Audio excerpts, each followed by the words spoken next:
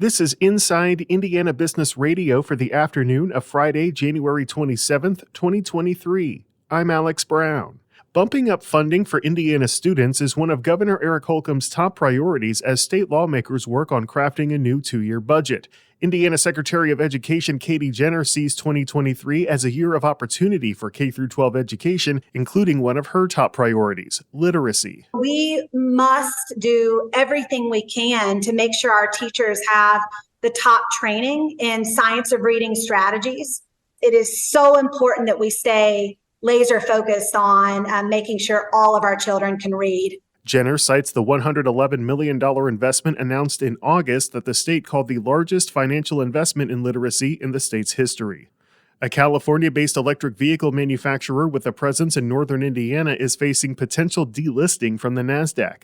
Mullen Automotive, which recently acquired a manufacturing plant in Mishawaka, said this week it is continuing efforts to bring its stock price above the minimum $1 bid requirement before a March 6 deadline. A recent study conducted by Forbes Advisor shows Indiana's health metrics remain on the wrong end of the scale.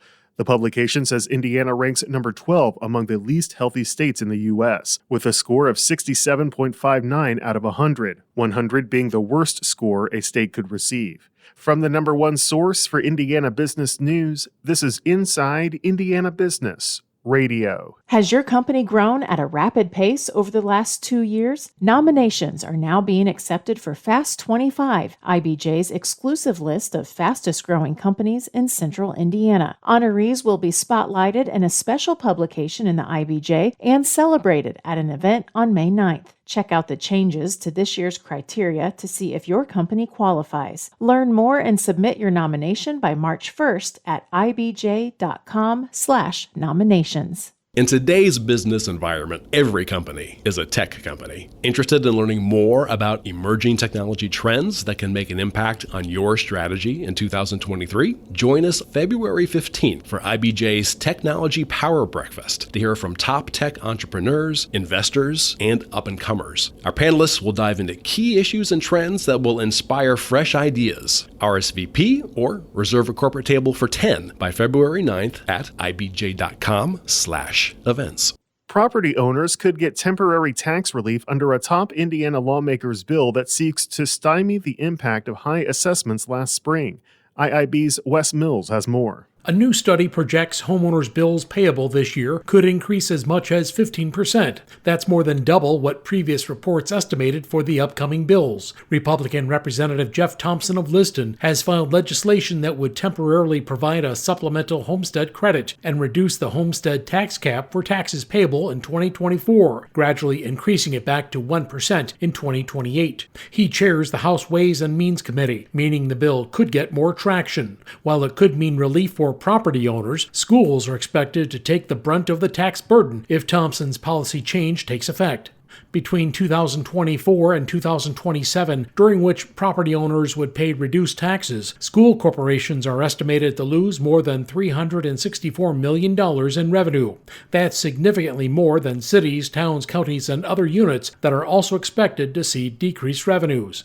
Republican Senate Pro Tem Roderick Bray said if Thompson's bill advances to the Senate, quote, then we'll certainly talk about it, but he didn't know whether the proposal would have enough caucus support. Wes Mills, Inside Indiana Business Radio. The Michigan City Council has voted unanimously against NIPSCO's proposed 16.5% increase in electric rates, according to our partners from the Times at Northwest Indiana. The Merrillville-based utility is asking the Indiana Utility Regulatory Commission to approve the increase that would go into effect in September.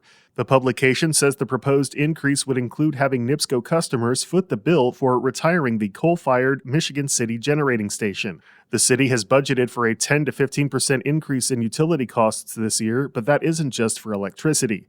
Councilman Brian Dabney urged ratepayers to reach out to the NIPSCO Board of Directors. Could West Lafayette lay claim to the cure for malaria in the coming years? IIB's Kylie Valletta reports. Purdue's presidential scholar for drug discovery, Dr. Philip Lau, has launched multiple companies, earned his fourth FDA approval just weeks ago, and is confident the malaria treatment he discovered will be his next product on the market.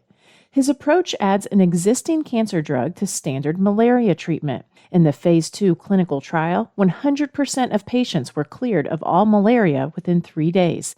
Lau's method should also overcome drug resistance, which has plagued other malaria treatments. Lau's 4 other products on the market are in the oncology space and mark life-saving advances, but he believes the malaria drug would be his greatest contribution yet. The opportunity to save hundreds of thousands of lives, that's not a small motivation. If we could develop a therapy that eventually allows complete eradication of the parasite from the planet, wouldn't that be exciting? The Phase 3 trial will begin soon, and Lau says the drug could be approved in about 2 years. Kylie Valletta, Inside Indiana Business Radio. Funding has once again been pulled from the Memorial Opera House renovation and expansion in Valparaiso. Lakeshore Public Radio's Michael Gallenberger has the story. Last year, money for the project was removed from Porter County's plans for its share of American Rescue Plan funds, only for the county council to add it back in several months later. Then on Tuesday, many of those same council members voted to remove the allocation. They want the project to move forward, but they worry the county commissioners are trying to scale it back. Councilmember Greg Sims noted that the commissioners opted not to bid out the project as it currently stands. If we leave that $5 million there, they can come up with some kind of a plan. 2 of them will vote it in, and we have no say in it. Council members Red Stone and Andy Bozick voted against pulling the funding. Stone worried the council and commissioners were heading for a political stalemate at the expense of the county. It's not going to get resolved because if those two just want to rehab, do a major rehab, and say the majority here wants to do an expansion, who loses? The Memorial Opera House. The current plan would cost about $7.5 million. The county would have contributed $5 million from American Rescue Plan money. The remainder would have come from the Opera House Foundation. For Lakeshore News, I'm Michael Gallenberger. Sports media personality Dan Dockich returns for this week's Business and Beyond podcast with Gary Dick, presented by PNC, a weekly conversation with high-profile Hoosiers in business, sports, and entertainment, and beyond. Available now from your favorite podcast provider. I'm Alex Brown for Inside Indiana Business Radio on Demand.